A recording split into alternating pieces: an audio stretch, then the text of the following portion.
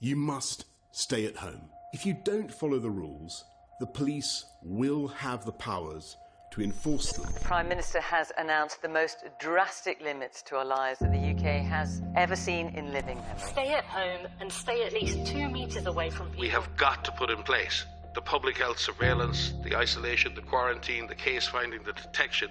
We have got to be able to show that we can go after the virus. What's your estimate for us being able to give someone we just met a hug? Well, I wouldn't recommend it.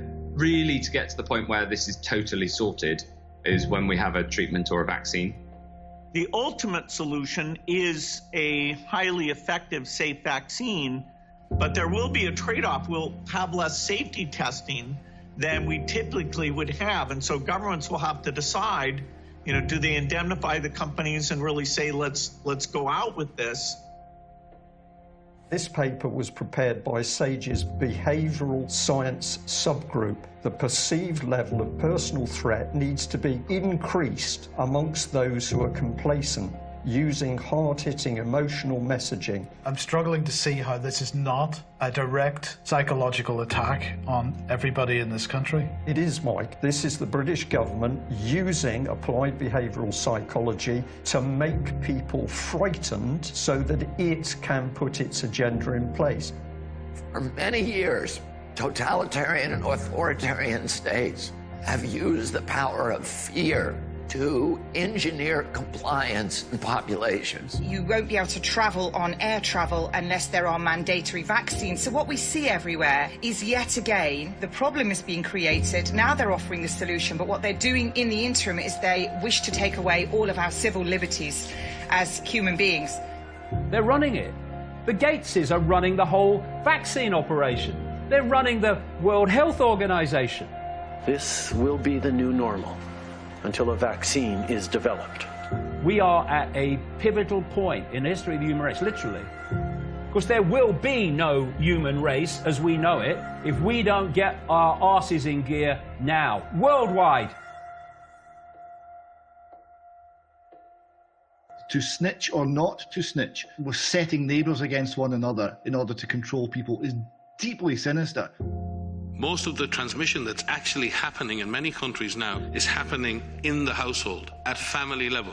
Now we need to go and look in families to find those people who may be sick and remove them and isolate them in a safe and dignified manner. DCF's Division of Child Protection and Permanency may be called to take custody of your children. So should we do something now? Or are we going to roll over and let them take our kids? We're going to let them go door to door, declaring medical martial law on the parents, and then taking the kids. I am now directing medical officers of health that all confirmed cases are to be managed in a quarantine facility. You either get your tests done and make sure you're cleared, or we will keep you in a facility longer. So I think most people will look at that and say, I'll take the test. I don't care who you are, I don't care what walk of life you are from. The moment you start raiding people's houses or even organising a protest, you live in a dictatorship. I've been arrested for my daily walk, for walking down the street. Fascism! This is fascism! This bill enables the police to enter a home without a warrant. Madam Speaker, the police have never held that power. You need to open your fucking eyes, Australia, and understand what's happening. This isn't normal. This isn't a mild inconvenience. If we just follow the rules, everything's going back to normal. This is fucked up beyond belief how crazy this is. They ruined our businesses. They've treated us like animals. They're kicking in doors without warrants and taking people away. They're lying on their certificates.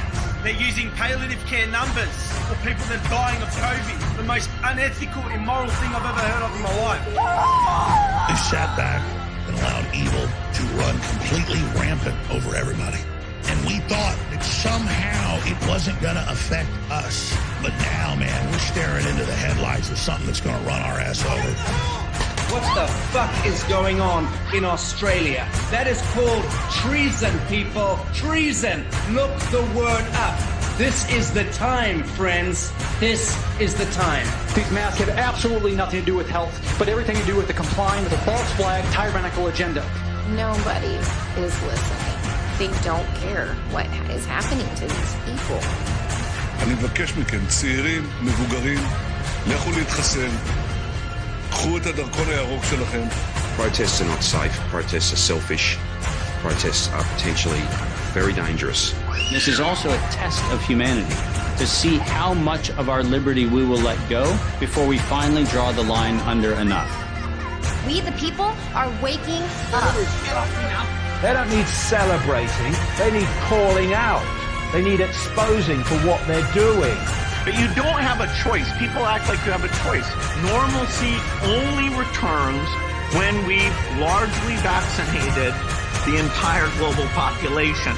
No, I will not cooperate with our own enslavement, and there are billions of us and a handful of you. Our freedom is worth fighting for.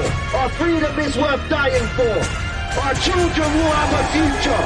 Our freedom will be upheld. We are the people. We are the power. We are the 99%.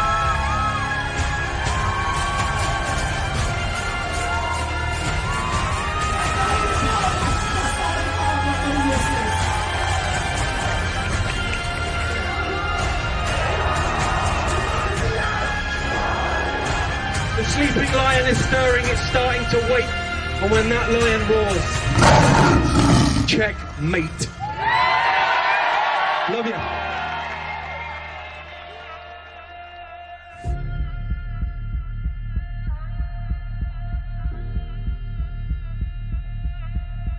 This could be the turning point when humanity got off its frickin'